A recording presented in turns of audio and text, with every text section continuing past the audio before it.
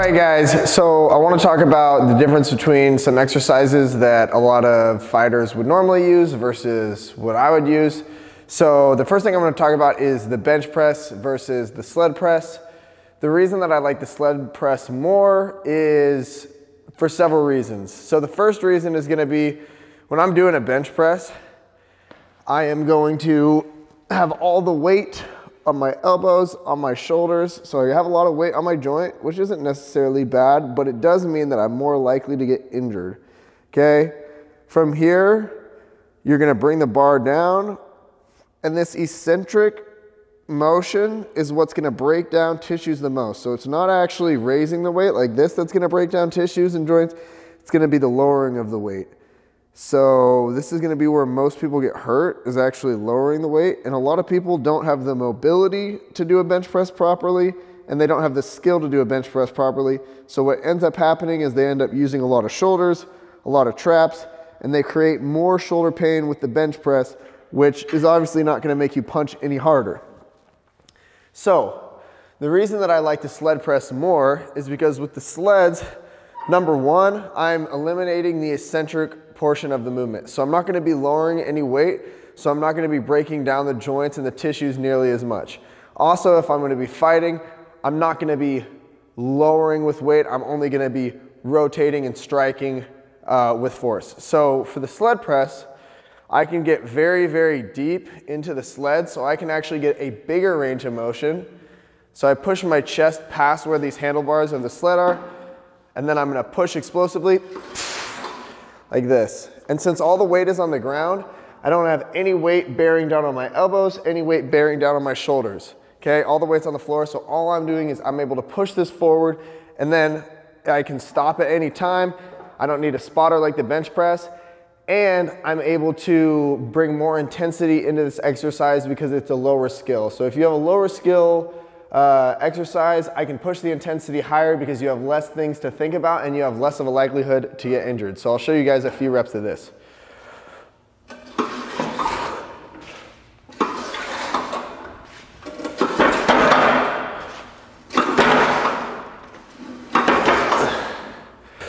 All right guys, so the next exercise that I'm going to show you is the barbell cleans versus the sandbag to shoulder.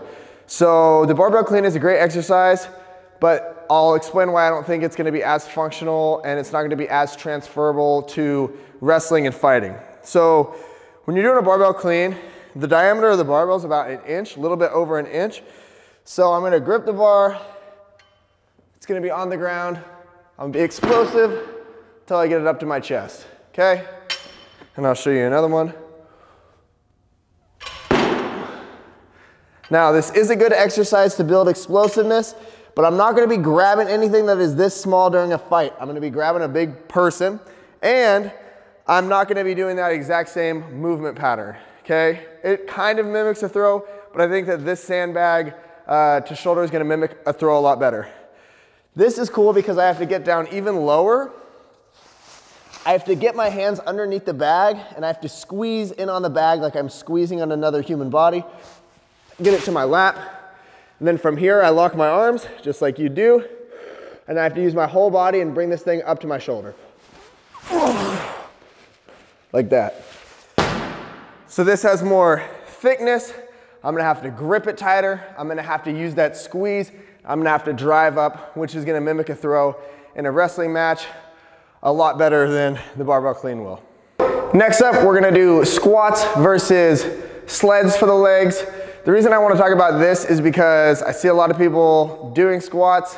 They end up putting a lot of weight on their back. In order to be healthy and safe while you're doing squats, you're going to have a very strong upper back structure. You're going to have balanced obliques. You're going to have the low abs. So it limits how far you can actually push the legs without hurting the back. And I'm not saying that that makes it a bad exercise, but for something like fighting, you're never gonna have to do that movement in fighting anyways. So I might as well find an exercise that I can push more intensity into the legs, more blood flow, get them burning even harder. So I'll demonstrate the squats. You're gonna grab the barbell, place it on your back, get tight, get a good stance, and you're gonna allow the hips to come back as you bend the knees, and then push the hips forward on the way up. Okay, again, not a bad exercise, but I'm gonna be limited by what my upper back can handle, and it's gonna put pressure and force down on my spine. Not a bad thing, but if I can eliminate that for the fighters and I can push their legs even harder, I would call that a win. So what I'm gonna be doing is sled sprints and also sled drags. So for the sled sprint, I'm gonna put my hands right here and I can drive into the sled. And when I'm doing that, I'm gonna be working one leg at a time, which is really important. So I get this leg worked and then this leg worked. And then I can also push this very, very fast, and I can push the intensity really high. And since the weight is on the ground, I don't have any weight bearing on my spine, so it eliminates the potential for me to get any back injuries. So I'll show you one length of the gym.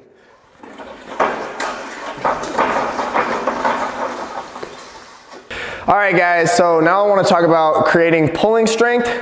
One of the most common exercises used is the lat pull down, and I do love the lat pull down machine. I love all these exercises, but as far as for fighters go, I think that we're leaving a few stones unturned. For the lat pull down, again, the grip's gonna be about 1 inch, okay? So it's not gonna be about the size of a wrist, and I'm gonna be stationary, so I'll be sitting down, and I'm gonna pull this to my chest, focus on contracting my back muscles, my lats all the way up and down, from my armpits down to my low back. Okay, and this is not a bad exercise, but I'm not working one arm, the other one unilaterally. I also can't push the intensity quite as high, and I'm gonna have to focus a lot on the technique, and I'm not gonna have as much grip training. So what we're gonna be doing is we're gonna have this thick rope. It's about 3 inches in diameter, and you're gonna set up with wide feet. So I'm on my feet, which I always prefer to be on my feet versus standing whenever I'm training for sports. I'm gonna bend over, I'm gonna grab the rope, and I'm gonna pull hand over hand. So I get to work each side to its maximum capacity.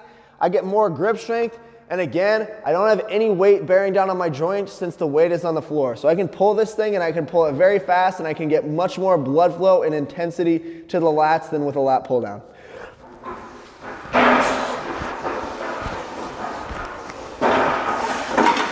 So now I just want to show you a few different exercises that we're going to be using in the program. This, I think for now I'm calling it the sandbag roll, but I really like this exercise for fighters. It's going to allow you to work the grip. It's going to allow you to work rotation side to side and throwing somebody while you're on the ground. So you're going to be on the ground. You're kind of wrestle until you get underneath that sandbag. You're going to lock your arms and you're going to explosively pull over to your other side. Okay, and then back over.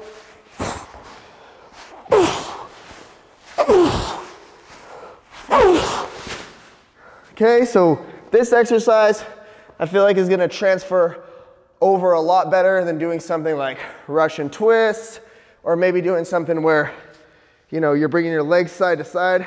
This is gonna mimic that movement pattern. I have sandbags from 40 pounds up to 300 pounds, so whether you're a small dude or a big motherfucker, we got one for you. Okay guys, another exercise that's gonna build explosiveness, help with throwing, help with shooting, is gonna be the sandbag clean. So it's gonna be all about getting the glutes to work, getting the legs to work, and the whole body to work as a unit to move this sandbag. So I'm gonna get my hands underneath the sandbag. Again, I have to create a squeeze on that bag. I get it to my lap, and from here, my hands come underneath it. I'm gonna jump this bag up, and then I'm gonna move my hands underneath the bag. Okay, and I'll show you one more.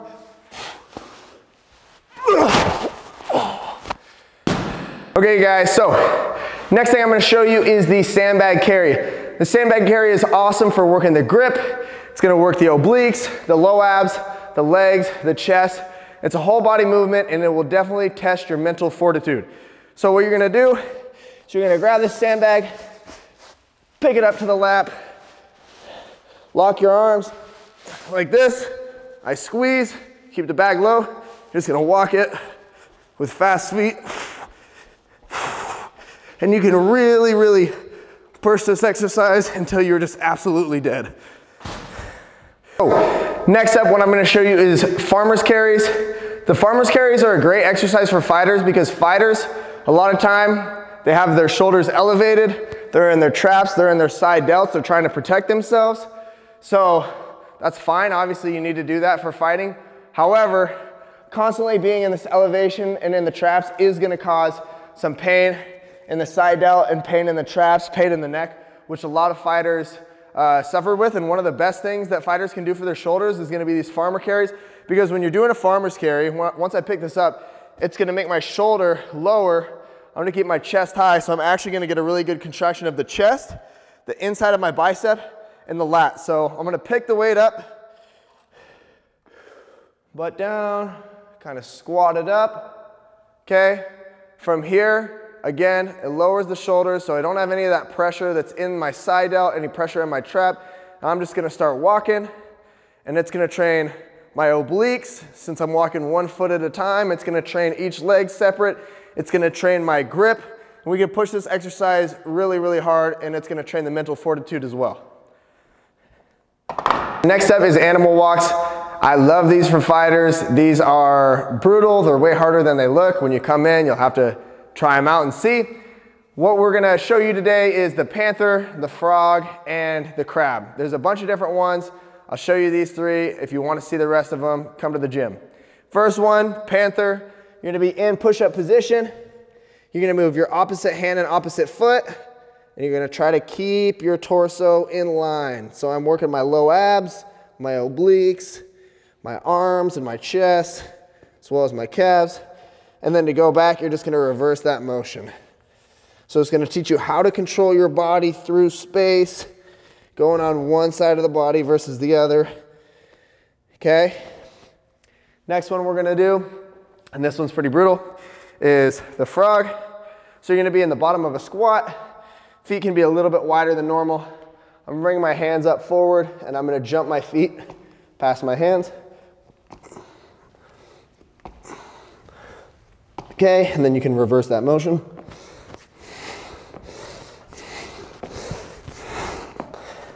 And then the last one that I'll show you is the crab. So for the crab, you're gonna be in push-up position. You're gonna knock out a push-up. Then your arms are gonna cross. You're gonna put your arm underneath the other one as your feet get wider. And then push up. You can go back.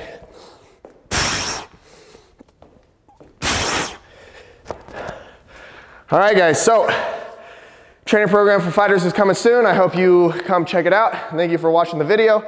If this is on YouTube, like, comment, and subscribe. Peace.